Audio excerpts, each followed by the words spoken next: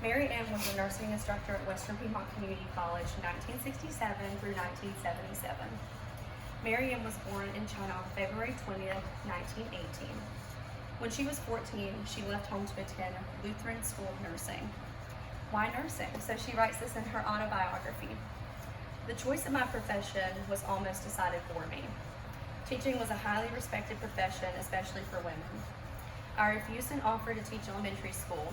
The main reason was that I might have disciplinary problems because of my height. I also tried a secretarial job for a day and decided it was not for me. In Old China, girls with my educational background were expected to be teachers, secretaries of nurses, or nurses. I have eliminated 2 out of 3. What was left? Nursing, a new profession for women. At the end of her education, she took the national board exam and had the highest score in her class. So in May of 1936, she had the honor to deliver the graduation address. From now, it's one of the best medical institutions in the country. She attended PUMC, Peking Union Medical College. She thought it was really cool. In her words, indeed, it was a unique and ego-boosting experience. For the first time, I felt like an angel. In my well-ironed white uniform, my crowned and polished shoes, all were done by hospital laundry and were delivered to my door daily. As with many people, World War II changed everything. During those years, she delivered over 2,000 babies, some in huts after curfew when the streets were dark. She writes with pride that the local people called her doctor.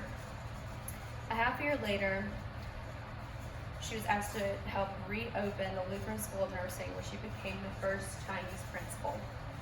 It was only a few years later when her high-profile job as principal of the school sponsored by the United States made it so she had to leave China. Following the end of the war with the Japanese, the civil war between communists and the nationalists restarted. Beijing fell in January of 1949. At the last board meeting of the Lutheran Mission, it was voted unanimously for her to study in the United States. On January 19, 1949, she flew and boarded an airplane for Hong Kong. She remembers no one spoke on the entire flight. 3 months later, Tsinghua was occupied and China was close to the World War by the end of the year. Once in the United States, she began her studies at the University of Minnesota in 1951. She met David Chou at the University of Kansas at meeting a fellow Chinese student. By 1956, she had moved to Hickory, North Carolina, as David became a professor of chemistry at Lenore College. Her twin sons, Stephen and Michael, soon joined her oldest son, Timothy, as she settled into her role as a 50s era mom. But by the late 60s, she thought it was time to go back to have a career again. In November 1967, she passed the North Carolina State Board at the age of 49, proving it's not too late for any of us. 1 month later, she was offered a full-time teaching job at Western Piedmont Community College. Earning $700 a month, she was in many ways the original superwoman.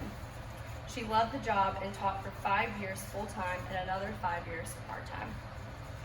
After she passed in 2013 at the age of 95, her sons decided to honor her memory by setting up a scholarship to be given at each year to the first-year nursing student with the highest overall grade point average.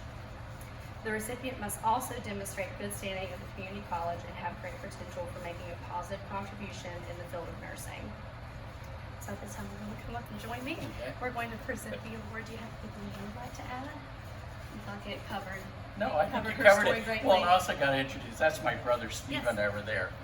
If he wants to come up this way. Come on up Yeah, here, come Steve. on up with us. Sure. So my brother is a twin.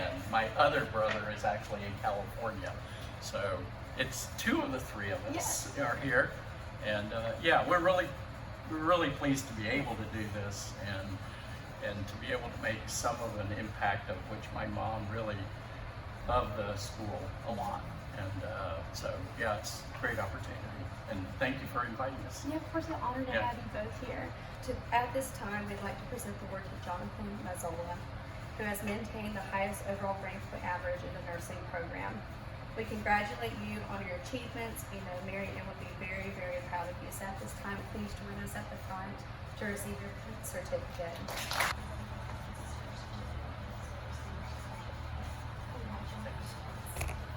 Congratulations. Yeah.